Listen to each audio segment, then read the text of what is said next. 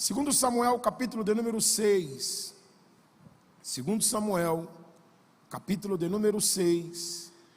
Eu preciso te dar uma instrução aqui, dentro desse texto, sobre 7 coisas que a presença de Deus vai fazer na sua casa a partir desta noite.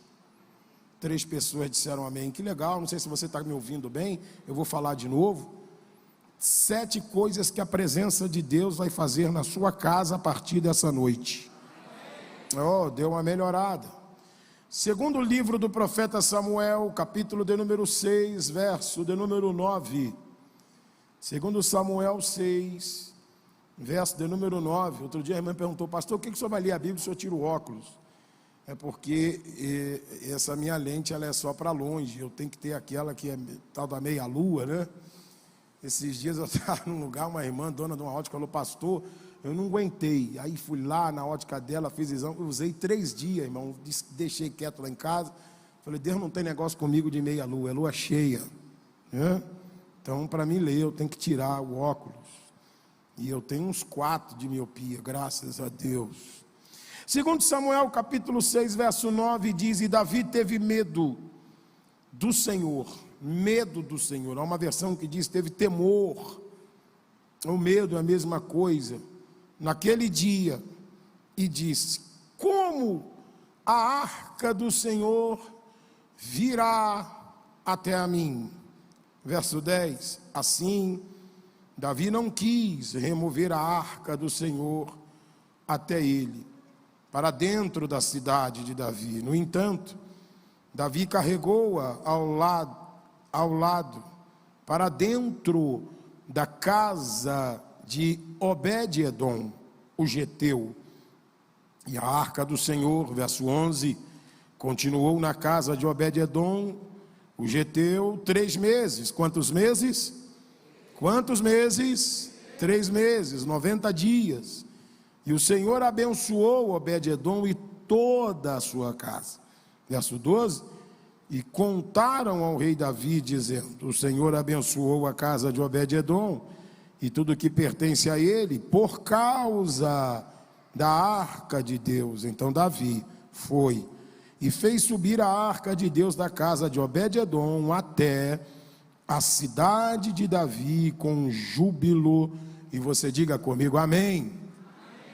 Feche teus olhos e vamos orar. Se você puder, levanta a sua mão direita aos céus. Pai, nós oramos em nome de Jesus essa noite, te dando o louvor e a glória, engrandecendo o teu nome santo, declarando nesta noite que nada e ninguém impedirá aquilo que o Senhor tem a fazer e a realizar nesta casa. Oramos em nome de Jesus, declarando que todo espírito que se opõe e se levanta contra a tua palavra, aqui não vai prevalecer.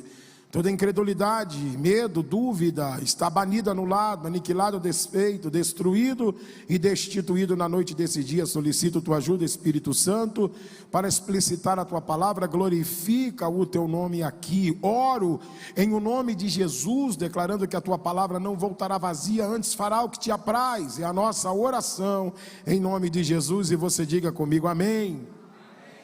7 coisas poderosas que a presença de Deus pode fazer na sua vida. Nós estamos há 52 dias, se não me falo, 53 dias, é isso, para terminar 2023? Alguém me ajuda aí? 53 dias, é isso? Ou 54? 54? Obrigado. 54 dias para terminar o ano de 2023. E eu sei que para muitas pessoas, olhando para estes 54 dias, talvez nelas não haja nenhuma expectativa de que alguma coisa possa mudar. Pastor, tudo já está entrando em recesso, já está tudo parado, eu já estou aqui, ano que vem, ok. Mas o Deus que eu sirvo, e eu tenho experiências com Ele, é um Deus que trabalha nos 45 do segundo tempo, na prorrogação. 3 pessoas levantaram a mão. Que bom, sempre tem um Pedro, João, Tiago que vem ao culto comigo. Que legal. E eles vieram hoje. Eu vou dizer, Deus Se ele tem um projeto ainda para 2023, não importa os tribunais que estejam em recesso, o céu não para. Deus está trabalhando agora e até 31 de dezembro, 23 horas, 59 minutos, 59 segundos, ainda é 2023. Alguém crê e recebe isso? Diga glória a Deus. Então eu creio que nestes 54 dias, Deus tem coisas para fazer ainda. Mas alguém crê além de mim? Bom, mas para que você viva isso, você precisa entender algumas questões essenciais, como manter a presença de Deus ativa na sua vida. Nós estamos num texto, e eu preciso te contar um pouco da história que envolve este texto. Nós estamos num texto emblemático, num texto que nos confronta, num texto que nos assusta. Nós estamos falando do rei Davi, de um pedido, ou de uma pergunta, melhor dizendo, que ele faz, do âmago de sua alma, em um momento de desespero e de dor.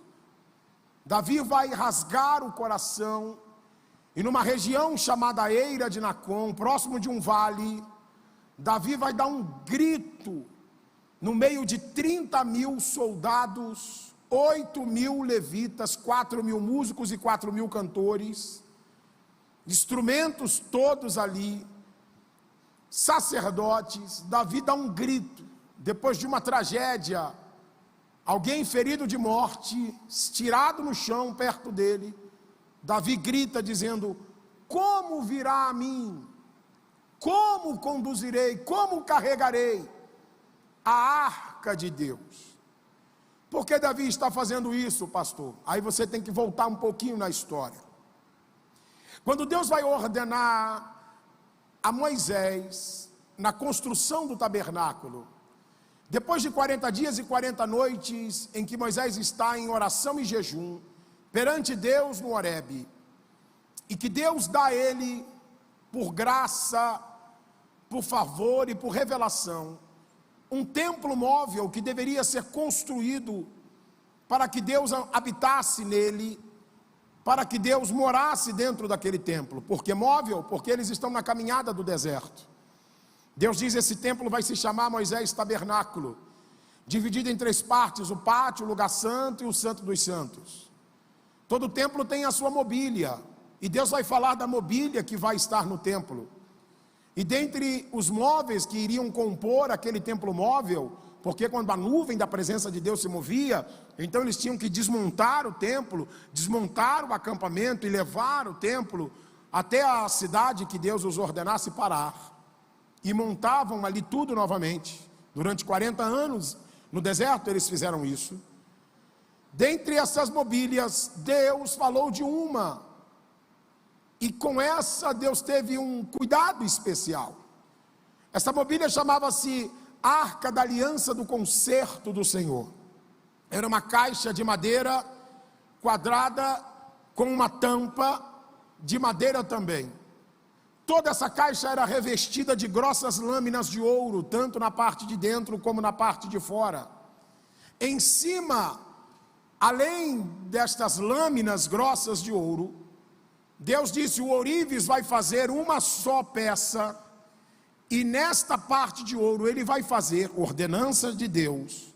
Está lá em Êxodo, capítulo 24, capítulo 25, depois você lê em casa. Deus disse: o ourives vai fazer 2 querubins de ouro maciço. Eu quero que esses querubins estejam de rosto para baixo, porque na presença dele todos se curvam. Deus disse: faça essa arca de madeira de acácia, até a madeira. Deus é detalhista. Tem gente que pensa que as coisas com Deus é bagunça, e nunca foi. Deus disse: a madeira que vai fazer a arca não é pinho, não é jacarandá, não é acácia. Faça de madeira de acácia. E por que razão, pastor, Deus disse isso? Óbvio, tinha uma razão, porque nada na Bíblia é por um acaso. A madeira de acácia era uma madeira dificílima de ser trabalhada. É uma madeira cheia de nó, uma madeira cheia de defeitos, resistente. Uma madeira que suporta longa estiagem, 1 ano sem chuva, mas com muito nó, com muito defeito. Nenhum marceneiro gosta de trabalhar com a madeira de acácia. Aquilo que ele poderia fazer em qualquer outra madeira em 1 mês, numa madeira de acácia ele levaria 4, 5 meses para fazer. Mas Deus disse: faz, mas não deixa os defeitos aparecer, cobre tudo de ouro, porque essa madeira aponta para a sua e para a minha vida. Cheio de nó, cheio de defeito, mas a graça que é o ouro de Deus cobre a nossa vida. Alguém glorifica o nome dele aqui. Reveste de ouro, coloca 4 argolas, 2 de cada lado. Nestas argolas ponham 2 varais para carregar a arca. A caixa fica vazia. Deus disse: não. Dentro da caixa eu quero que você ponha 3 coisas. Dentro da caixa ponha as tábuas da lei, que Deus esculpiu com o seu próprio dedo, as tábuas de pedra. Dentro da caixa coloque um pote com maná. Lembra que o maná, quando caía no deserto, Deus disse: o maná tem que ser consumido no mesmo dia. Se guardar para o dia seguinte ele estraga. O maná que esteve dentro da arca nunca estragou, porque quando Deus quer te ensinar a depender dele, ele ensina. Coloque um pote com maná e também ponha dentro dessa arca a vara de Arão, quando estavam questionando o ministério de Arão. E outras tribos queriam se levantar dizendo: Deus não pode ter escolhido só Arão. E aqui eu abro um parênteses para dizer uma verdade. Qual, pastor? Quando Deus escolhe alguém, ele se responsabiliza por defender essa pessoa. Por isso que se Deus te escolheu, fique tranquilo, ele será a tua defesa. Então Deus disse: coloque a vara de Arão que florescera. Isso é interessante. Naquele processo de defesa de Deus para com o ministério de Arão, Deus disse: coloca as letras do nome de Arão na vara, seca, sem nada. Aquele que eu escolher, no dia seguinte, um processo que levaria mais de 1 ano para acontecer, Deus disse: no dia seguinte, a vara daquele que eu escolher vai ter folha, vai ter flor e vai ter fruto. E isso aconteceu numa madrugada da noite para o dia. E interessante que esta vara de Arão, com folha, com flor e com fruto, esteve dentro da arca e nunca estragou. Diga glória a Deus. Esta era a arca da aliança, do concerto do Senhor. Deus estava ali dentro. Isso era algo tão sério, que uma vez ao ano, o sumo sacerdote atravessava uma cortina de linho grosso no templo móvel, no tabernáculo. Quando passava a cortina, do outro lado estava a arca. E diante da arca, para que ele chegasse nela, antes de atravessar a cortina, ele deveria oferecer um sacrifício a Deus pelo perdão de seu pecado. Depois oferecia um sacrifício a Deus pelo perdão dos pecados do povo. E quando ele chegava na frente da arca, a prova de que Deus tinha aprovado a presença do sacerdote, do sumo sacerdote ali, era que do meio daqueles 2 querubins de ouro maciço saía uma chama de fogo sem que ninguém acendesse. Era Deus dizendo para ele: a minha glória está aqui diante de ti. Israel temia, era Deus presente ali, era a santidade de Deus ali. Israel aprende a respeitar.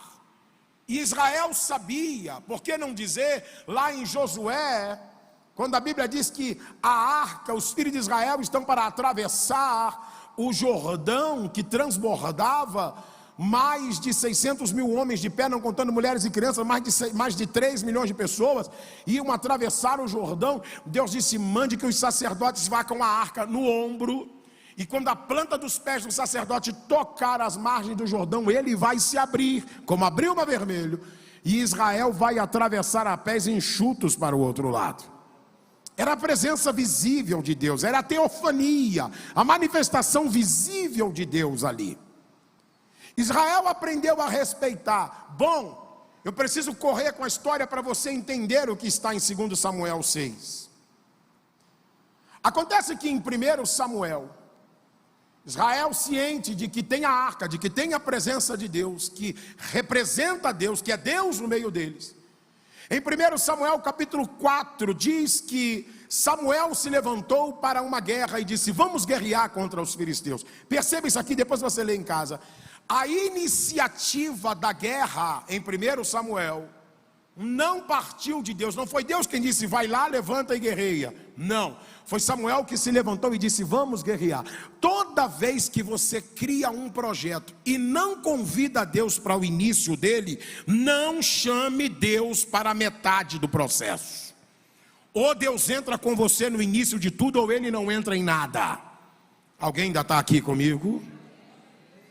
O que está acontecendo é Samuel diz: vamos para a guerra. Partiram para a guerra e diz o texto: 4.000 soldados de Israel morreram, destruídos pelos filisteus. Entraram em desespero e disseram: e agora? Só tem uma saída, vamos buscar a arca. O projeto já tinha começado. Foram lá e se levantaram, e a iniciativa novamente partiu deles. Na expectativa de Israel, buscar a arca resolveria o problema. E Deus, na verdade, diz assim: a caixa vai sozinha, eu não vou dentro dela.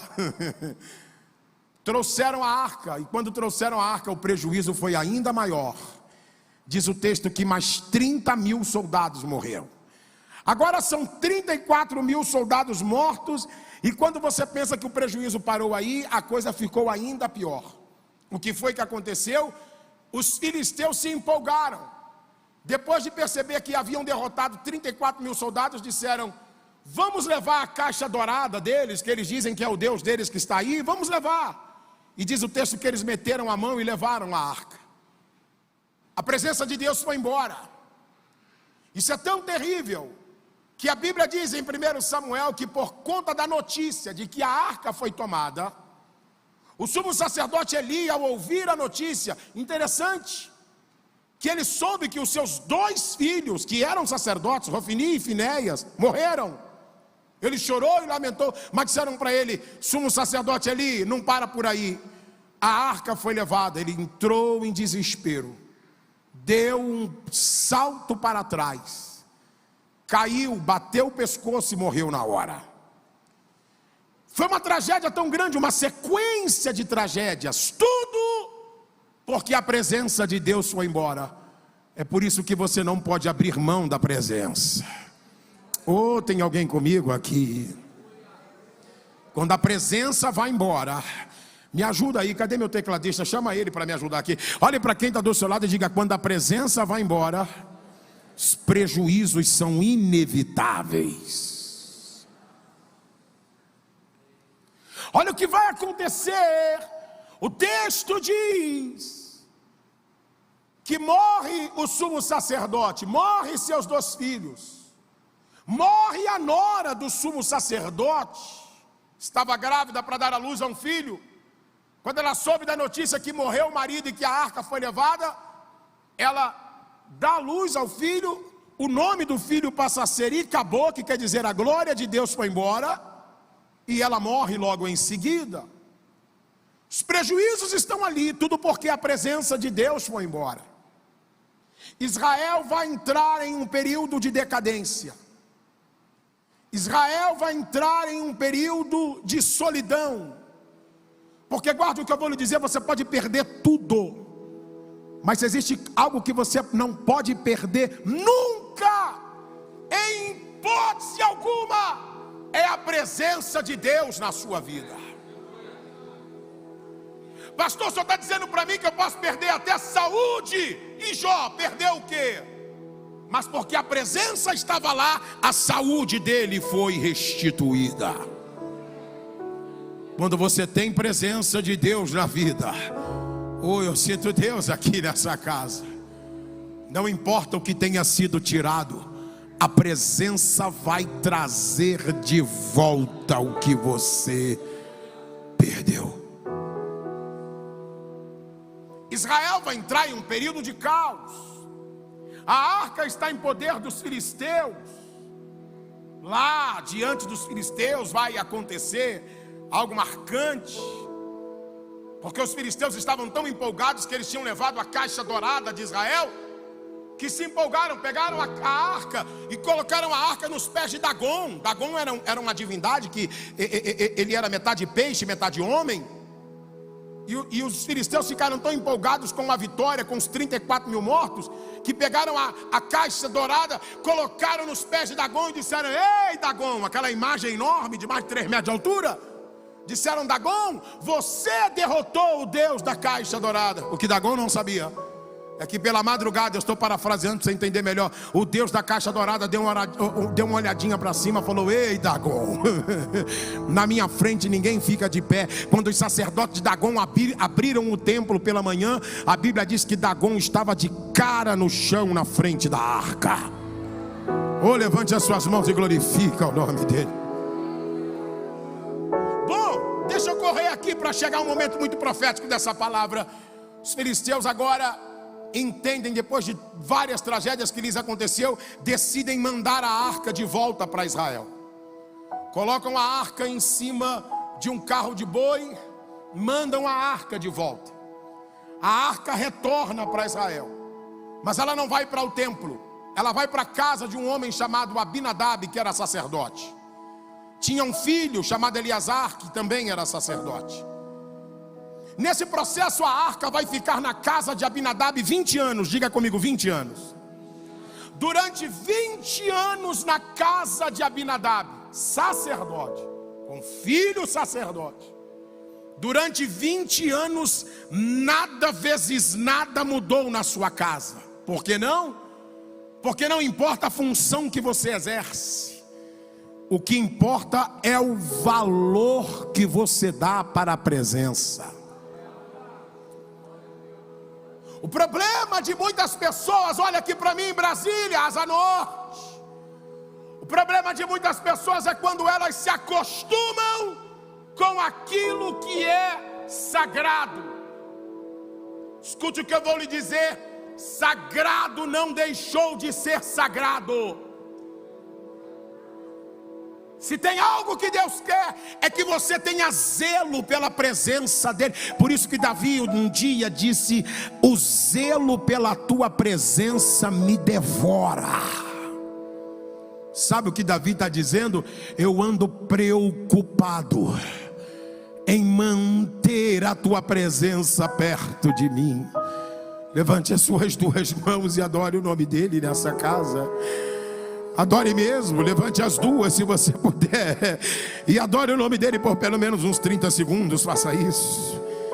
Oh glória a Deus, oh glória a Deus, oh glória a Deus.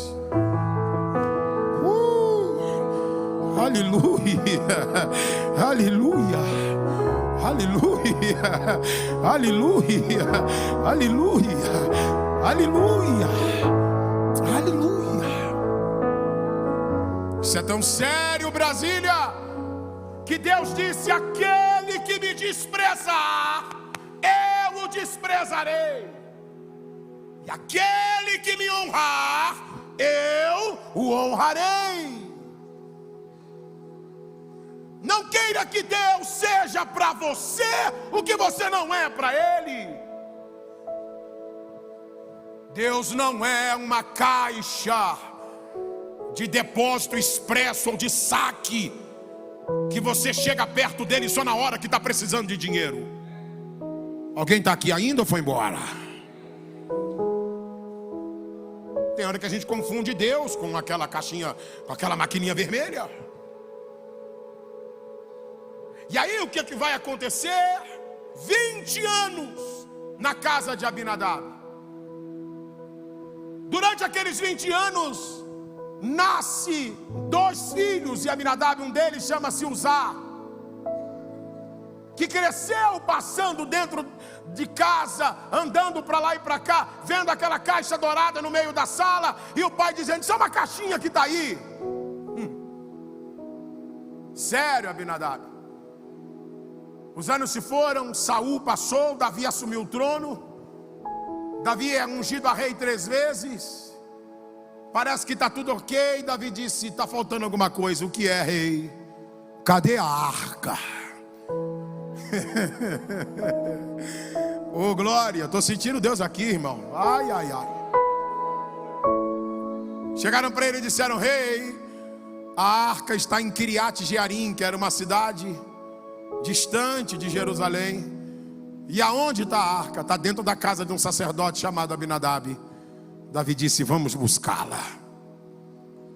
A intenção de Davi, Brasília, olhe para mim, por favor. Ei, olhe para cá. A intenção de Davi é correta. O problema é o modus operandi que Davi vai utilizar para trazer a arca. Lembra do que eu disse no início da palavra? Deus é detalhista. Vou falar mais claro para você entender melhor. Deus é chato com as coisas dele. Deus é cri-cri com as coisas dele. E uma das coisas que Deus é categórico em dizer, está lá em Êxodo 25: a arca tem que andar no ombro do sacerdote. Pastor, até com isso Deus se preocupou? Sim. Lembra que os filisteus mandaram a arca de volta num carro de boi? Deus disse: a arca tem que andar no ombro. O que Deus estava dizendo é: eu não quero a minha presença em qualquer lugar, eu quero a minha presença aqui, ó, do teu lado. Ou eu estou pregando para alguém? Quando a arca está no ombro, todo prato que o diabo te oferece, você dá uma olhada para o prato e diz: diabo, o prato é bom, mas a presença está aqui, por causa da presença eu não posso. Ou alguém está comigo aqui?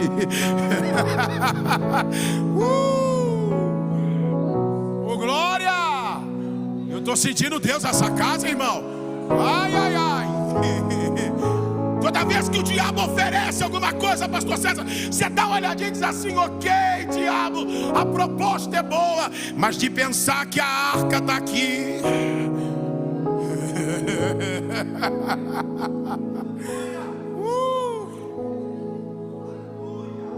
Sabe o que Davi vai fazer? Davi diz: vamos trazer a arca de volta. Alguém vai perguntar para o rei: rei, como se dará o processo? É o processo normal, da forma como Deus ordenou? Não. Vamos fazer um processo mais rápido. Vamos mandar fazer um carro novo. Pegue bois lá que nunca trabalharam no arado e coloque nesse carro novo. Oh, como se Deus dependesse de carro. Davi disse, está escrito num dos salmos de Davi, a Bíblia diz que Deus tem uma frota enorme de carro. Está escrito na Bíblia: Deus tem carro? Tem. E a Bíblia diz que os carros que Deus tem são milhares e milhares. Um dos carros que Deus tem chama-se nuvem. A Bíblia diz que ele anda sobre as nuvens. Tem mais carro que Deus tem? Ou se não tem, a Bíblia diz que ele anda em cima do querubim. Ele senta no querubim, garra na asa dele e fala: querubim, me carrega. Deus não precisava de carro. Ele já tinha dito em Êxodo 25: carrega a arca no ombro. Sabe o que Davi vai fazer? Repita após mim, diga: Davi vai acelerar o processo. Olha aqui para mim, isso é uma instrução. Toda vez que você tentar acelerar o processo, você vai criar problemas gravíssimos. Se Deus disse que a arca tem que andar no ombro, é no ombro, não é em cima de um carro. Davi prepara 30 mil soldados. O valor da arca era um valor inestimável. O peso, a quantidade de ouro que estava ali. A preocupação de Davi diz respeito à segurança do cortejo. Davi chama sacerdotes só para eles andarem. Eles não vão carregar a arca no ombro. A arca vai na carruagem. Presença de Deus não anda em carruagem. Presença de Deus anda na frente. Quando a presença está na frente e eu vou atrás, não tem como nada dar errado. Vai dar tudo certo. Hello, você está aqui? Se você quer que nesses 54 dias as coisas deem certo, põe a presença na frente e vai atrás dela. Aleluia. Coloca a arca na carruagem, vai levando. E é interessante, quem é carioca aqui sabe desse ditado que eu vou dizer: Deus gosta de dar linha na pipa. O negócio está indo, o cortejo está indo, Davi dançando, barulho, 8 mil músicos, 4 mil cantores, 4 mil levitas, está tudo maravilhoso. Quando de repente eles chegam com aquela carruagem numa região chamada Eira de Nacon, está escrito: os bois tropeçaram. Como é que o boi vai tropeçar se ele estava sendo conduzido por Uzá? Uzá está vendo tudo, mas foi Deus que colocou uma pedra na frente. O boi tropeça e a arca vai cair. Quando a arca vai cair, Uzá, que era filho de Abinadab, que cresceu vendo a arca lá, que o pai não ensinou a respeitar a arca, diz: eu vou segurar a arca. Quando ele põe a mão nela, está escrito no texto: Uzá morreu. Quando Uzá morreu, porque tocou na arca, ele não tinha unção para isso. Quando Uzá tocou na arca, vem o verso 6 do capítulo, vem o verso 9 do capítulo 6. Davi entrou em desespero e disse: eu vou deixar isso aqui. Eu não posso levar essa arca para Jerusalém, que é o lugar dela. Só que, olha aqui para mim e eu termino. Quando a arca causa tragédia na vida de Davi, tragédia na vida de Abinadab, morte na vida de Uzá, e Davi diz: eu vou deixar essa arca aqui mesmo. Ele não poderia deixar a arca ao relento. Assim como ela passou 20 anos na casa de Abinadab, tinha que arrumar outra casa para ela ficar. Olharam para um lado, olharam para o outro, avistaram uma casa. Davi diz: vai lá no dono da casa, vê quem é. Voltaram e disseram: rei, o dono da casa chama-se Obed-edom. A palavra Obed quer dizer servo. Se tem um lugar onde a presença de Deus vai habitar, é na casa do servo. Obed-edom, quem é? Levanta o histórico dele aí. Disseram: rei, ele é geteu. Rei, Obed-edom, rei, descobrimos aqui, ele é de uma linhagem de levitas. Ah, que bom. Calma, rei, se empolga não. 1 Crônicas capítulo 15 diz isso. Ele é levita de segunda ordem. Sabe o que é um levita de segunda ordem? Eu vou traduzir para você entender melhor. Ele era um levita reserva. Tinha lá 8.000 levitas e o nome dele nunca entrou no nome dos 8.000. Ele estava fora da lista dos 8.000. Ele era um reserva que sabe lá quando o dia, sabe lá quando o ano, e poderia até morrer. Mas antes disso, quem sabe, na velhice, ele poderia estar no templo, lá na porta. Só que agora oh meu Deus, alguém está entendendo essa profecia? O Deus que eu sirvo é aquele que levanta os da segunda categoria, aqueles que não têm indicação nenhuma, aqueles que alguém olha e diz assim: isso aí e nada é a mesma coisa. Deus diz: traz para cá. Oi, eu estou sendo profeta para alguém aqui. Levanta a tua mão direita e glorifica o nome dele. Deus levanta os desacreditados. Ei, chama Obed-edom e diga para ele que a arca vai ficar dentro da casa dele. Uau! E é interessante isso aqui, olha aqui para mim. Chamaram Obed-edom. Davi faz a ele 1000 recomendações. Abinadab, mesmo com tristeza, e seu filho Eleazar pegam a arca, mas outros sacerdotes que estavam lá colocam dentro da casa de Obed-edom, fazem 1000 recomendações. A arca está dentro da casa dele, tudo ok. Davi talvez estivesse pensando: esse aí é mais um que vai morrer. Não, não vai, porque Obed-edom aprendeu a respeitar a presença. Oh, alguém está comigo? Obed-edom aprendeu os protocolos do rei. Todo ambiente tem seu protocolo, e na presença do rei tem um protocolo dele. Colocam a arca na casa de Obed-edom, e ela na casa de Obed-edom não vai trazer morte. Diga para quem está do teu lado aí com muita propriedade e autoridade, diga: na casa de Obed-edom. Não, aponta o dedão de profeta para ele, para ela, diga assim, diga: na casa de Obed-edom a arca vai trazer vida.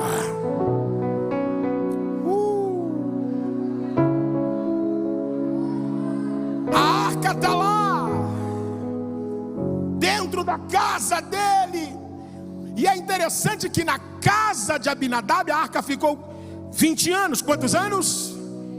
Durante 20 anos na casa de Abinadab nada mudou. Em 3 meses.